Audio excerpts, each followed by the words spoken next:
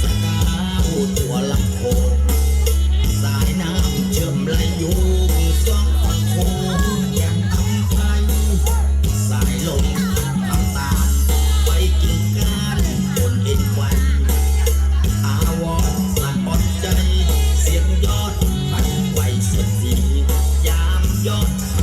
ไวเสียที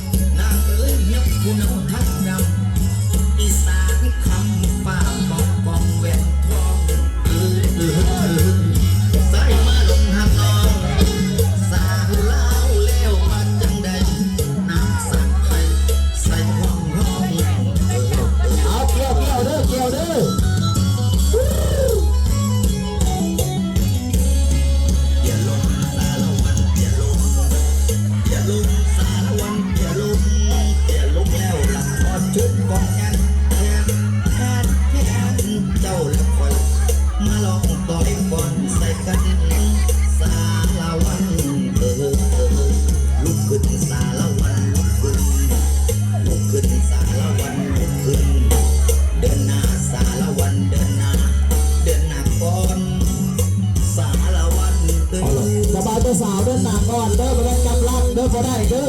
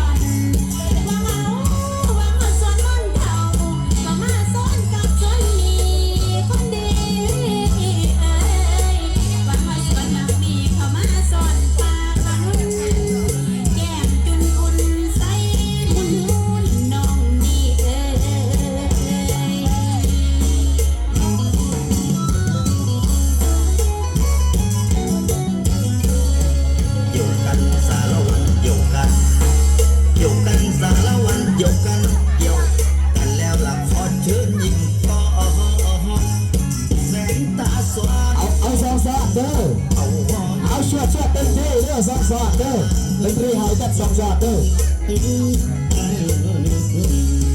ลาลุง